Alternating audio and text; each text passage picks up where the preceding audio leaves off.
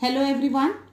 Now back to back small videos I am giving you only because graph is very basic thing which you should understand. Because बच्चों को graphical question में बहुत problem होती है अगर उनका 11th से ही या आप कह सकते हैं 9th से ही बेसिक्स ग्राफ क्लियर नहीं होते हैं, क्योंकि आपको इसमें बहुत सारे ग्राफिकल क्वेश्चन फ्रेम होंगे स्पेशली इन 11th क्लास. तब at that time you will find it difficult कि नेचर कैसे समझना है, ग्राफ को सॉल्व कैसे करना है.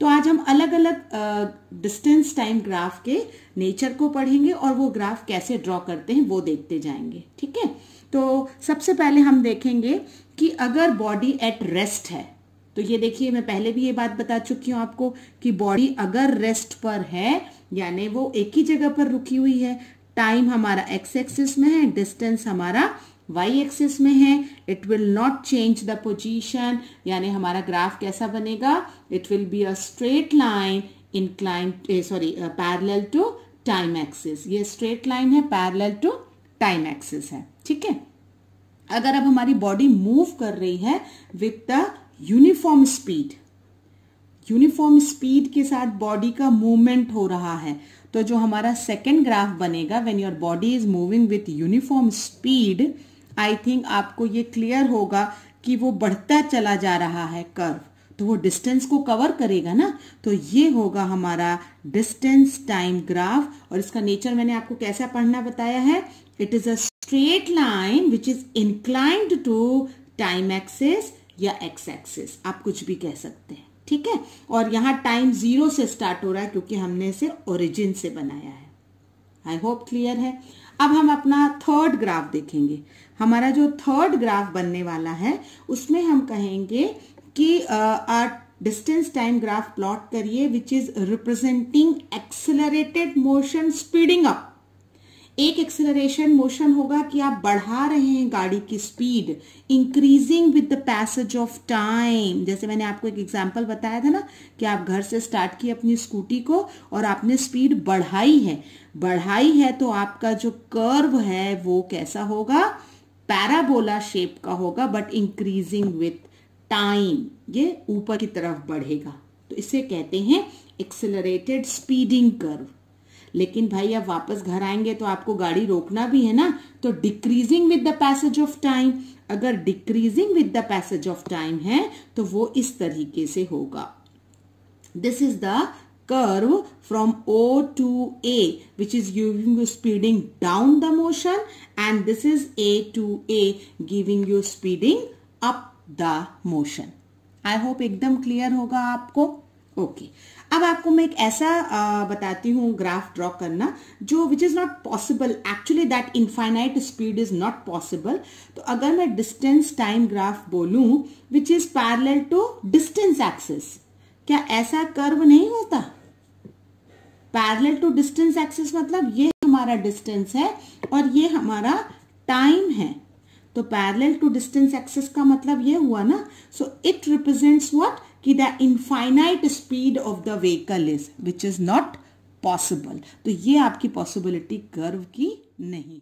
डिस्टेंस टाइम ग्राफ हम देखेंगे डिस्प्लेसमेंट टाइम ग्राफ. डिस्टेंस क्या होता है, सिर्फ पॉजिटिव हो सकता है, लेकिन डिस्प्लेसमेंट हमारा पॉजिटिव भी होता है, नेगेटिव भी होता है और जीरो भी होता है. करेक्ट.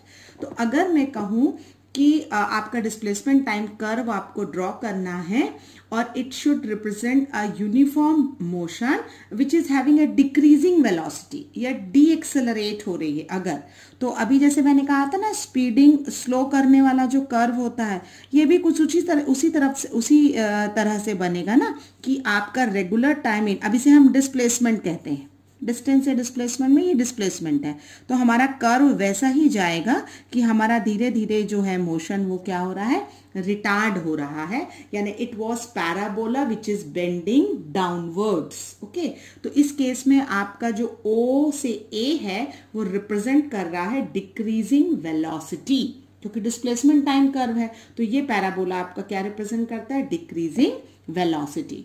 लेकिन अगर मैं कहूं कि हमें एक डिस्प्लेसमेंट टाइम ग्राफ प्लॉट करना है, इस केस में अगर आपका डिक्रीज हो रही है, डिस्प्लेसमेंट डिक्रीज हो रहा है uniformly with the time, but it become zero after certain time, मतलब डिस्प्लेसमेंट कम हो और फिर वो जीरो हो जाए, ठीक है।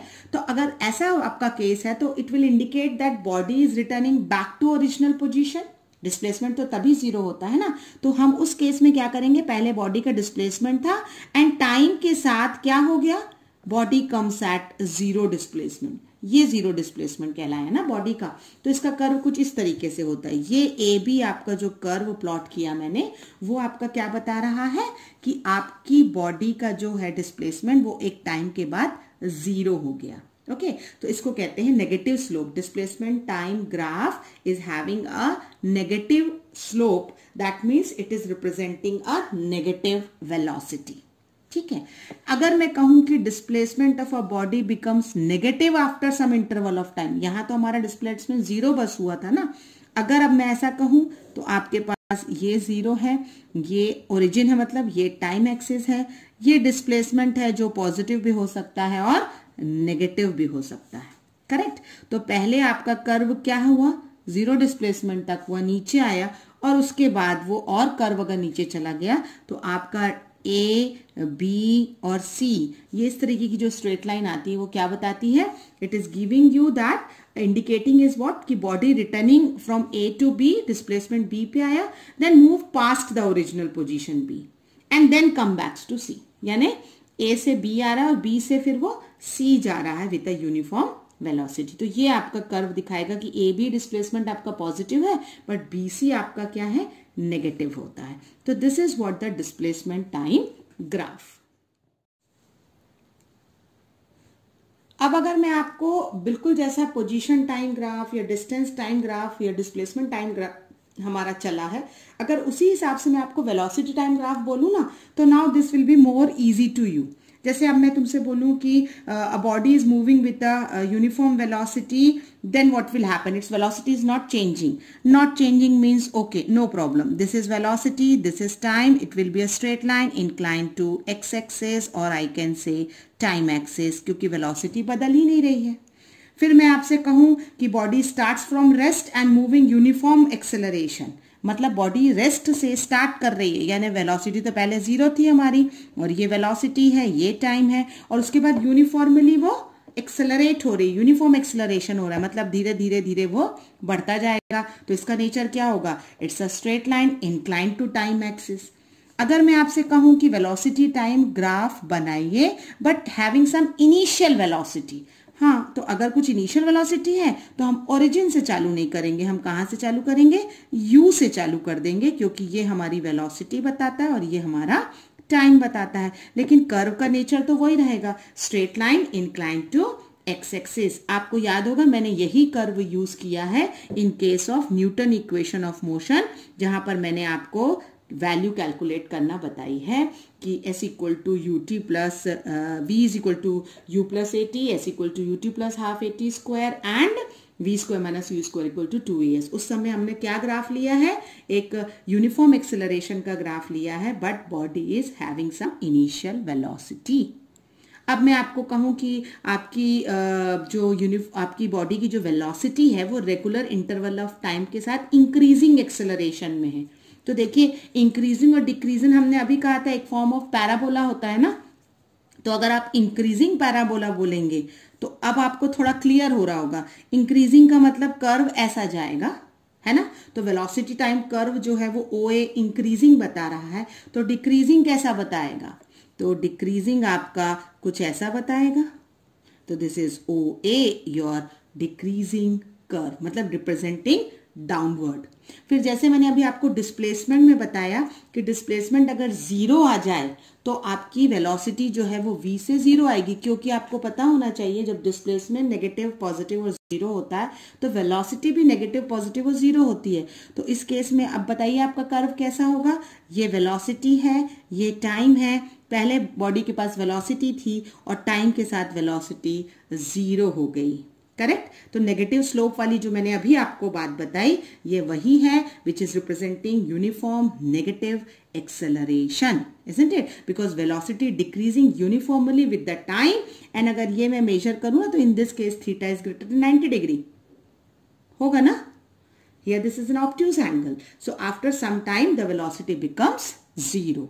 इसका अगला कर्व वैसे ही होगा जैसे डिस्प्लेसमेंट का हमने पढ़ा कि पहले समय के साथ जो है वो वेलोसिटी मैक्सिमम से 0 आई और 0 के बाद नेगेटिव हो गई, isn't it? तो टाइम आपका एक ऐसा है जहां वेलोसिटी 0 पे आती है क्योंकि ये वेलोसिटी पॉजिटिव है, यहाँ नेगेटिव है, और एक समय के बाद वेलोसिटी क्या हो जाती है, 0 के बाद नेगेटिव चली जाती है। तो in this case what you are saying, velocity becomes negative and increases in magnitude, मतलब आपका पॉजिटिव है और साथ ही साथ नेगेटिव वैल्यू भी रिप्रेजेंट कर रहा है। So I hope student back to back आप जब मेरे तीनों वीडियोस देखेंगे तो आपको position time graph, velocity time graph and nature of various graph clear होगा। मैं नेक्स्ट वीडियो आपके सामने लेके आऊंगी जिसमें मैं सारे न्यूमेरिकल, ग्राफिकल न्यूमेरिकल जितने बेस्ड क्वेश्चंस होते हैं वो सारे डिस्कस करूंगी। Thank you everyone.